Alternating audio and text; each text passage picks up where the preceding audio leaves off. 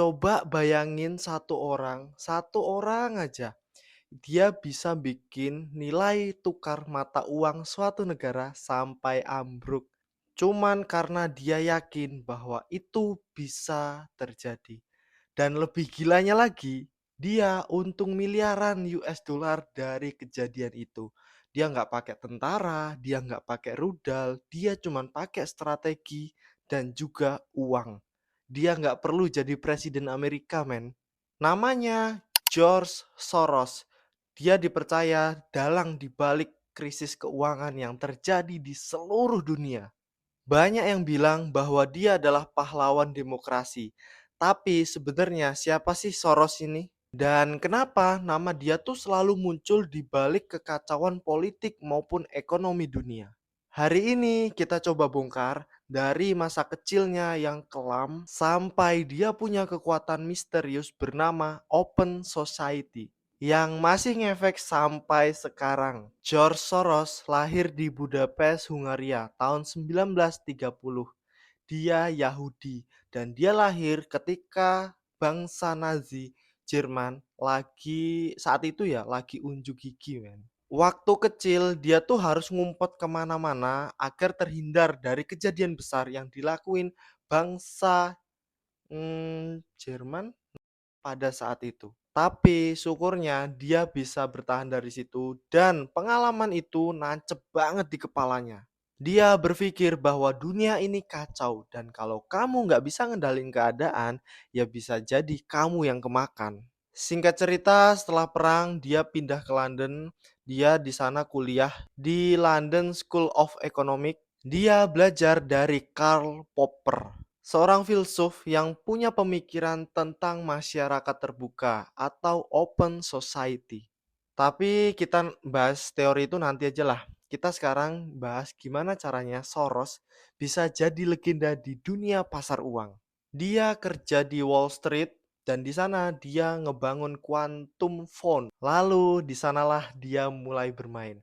Dia main besar.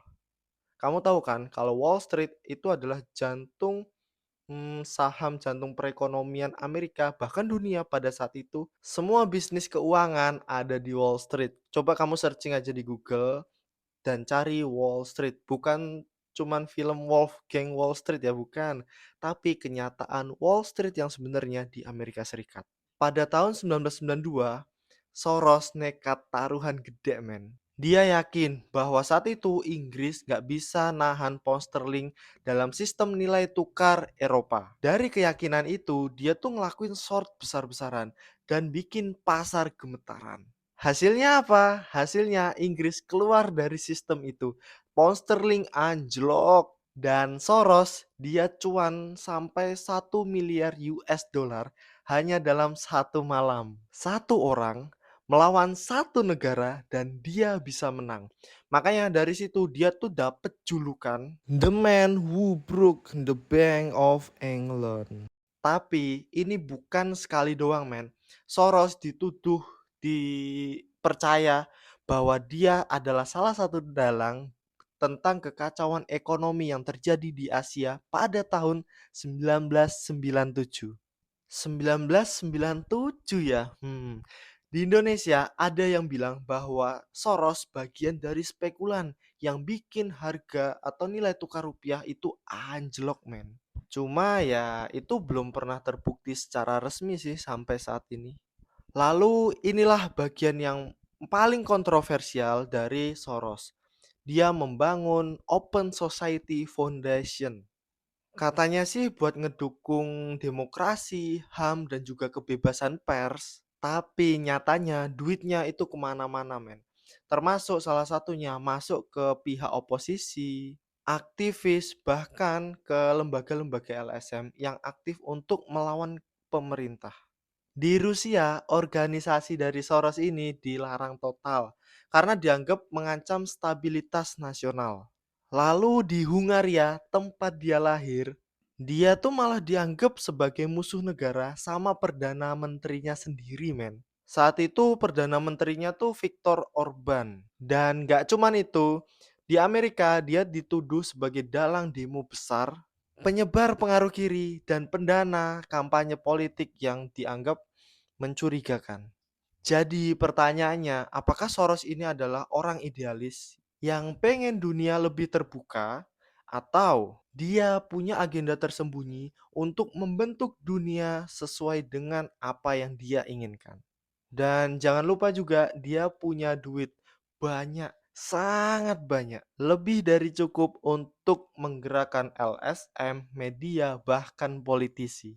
Kalau kamu punya kekuatan kayak gitu, itu akan kamu gunain untuk nolong atau malah jadi pengatur? Coba komen di bawah ya. Nama Soros itu jadi ikon konspirasi di mana-mana. Di Amerika, dia dipercaya bahwa demo PLM dia yang ngatur. Terus kayak kampanye vaksin dan juga imigrasi global. Lalu di negara-negara berkembang, dia disebut penyandang dana perubahan rezim. Kadang cuma karena LSM-nya ada dana dari open society doang. Tapi ya namanya juga dunia digital, men. Enggak semua hal bisa dibuktikan. Tapi satu hal yang pasti, Soros ditakuti dan dia tahu itu. Terus dia juga enggak berhenti. George Soros itu bukan cuman miliarder, men.